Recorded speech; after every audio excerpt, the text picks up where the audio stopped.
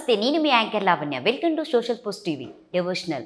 So ప్రస్తుతం మనం ఈరోజు సాయి మోహన్ గారితో ఉన్నామండి. అంటే నెంబర్స్కి సంబంధించినటువంటి విషయాలు, సో ఎవరు కోటీశ్వర్లు అవుతారు, సో ఎవరికి నెంబర్స్ ఇలా ఉంటే బాగుంటుందని చెప్పేసి ఈరోజు వారి మాటల్లో చెప్పడానికి మా స్టూడియోస్కి వచ్చారు.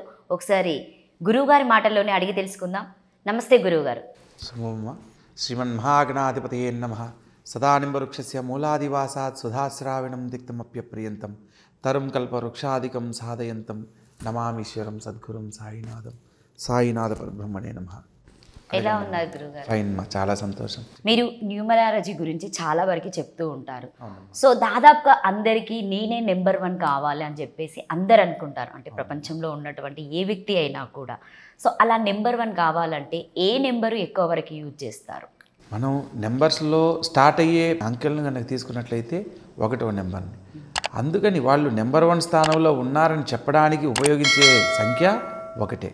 కాబట్టి నెంబర్ 1గా ఉండాలనుకున్న వాళ్ళు ఎవరైనా సరే 1ని ప్రామాణికంగా ఫాలో అవుతూ ఉంటే ఖచ్చితంగా అంటే అది వారి వారి జన్మ నక్షత్రాన్ని ఆధారం చేసుకొని వారికి ఆ సంఖ్య అనుకూలంగా ఉంటుందా లేదా అనేది కూడా తెలుసుకొని మనకు సంఖ్యాశాస్త్రం కొన్ని సూక్ష్మ పద్ధతిలో పరిశీలనలో తెలియజేయబడింది.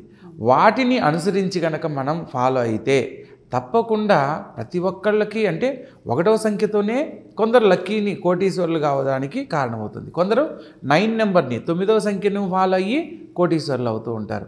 ఇట్లా ఒక సంఖ్యే ఒకరికి వర్తిస్తుందని చెప్పడానికి లేదమ్మా. ప్రత్యేకంగా మనం నెంబర్ 1 అనగానే 1వ సంఖ్యకి ఎంత ప్రాధాన్యత ఇస్తున్నామో ఈ 1వ సంఖ్యలో కోటీశ్వరులు అవ్వాలనుకునే వాళ్ళు వారి వారి వయసును బట్టి కూడా మనం ఈ 1వ సంఖ్యకి రిలేటెడ్గా ఉన్న సమయాల్లో విజయాన్ని పొందడానికి అత్యంత ధనవంతులు అవ్వడానికి కారణమవుతుంది. 1 కానీ 10 కానీ 19 కానీ ఏ నెలలో అయినా 28వ తారీఖు కానీ ఈ 4 తారీఖుల్లో పుట్టిన వారందరికీ 1 లక్కీ నెంబర్గా చెప్పడానికి అవకాశం ఉంటుంది. అదేవిధంగా వారి వారి వయసులను బట్టి 37, 46, 55 ఇవన్నీ కూడా అంటే వాటిని ఆ జత సంఖ్యలను కనుక కూడితే వచ్చే సంఖ్య 1 అయ్యే విధంగా కనుక ఉంటే వాటిల్లో ఆ సంవత్సరాలలో వాళ్ళు అదృష్టాన్ని పొందుతారనేది సంఖ్యాశాస్త్రం వివరంగా తెలియజేస్తుంది.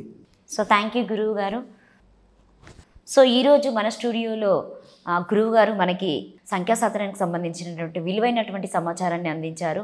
సో నెక్స్ట్ ఎపిసోడ్లో మళ్ళీ కలుసుకుందాం. So thank you so much. మీకు కనుక ఈ వీడియో నచ్చితే సో మా ఛానల్ని లైక్ చేయండి, షేర్ చేయండి, కామెంట్ చేయండి. So thank you so much.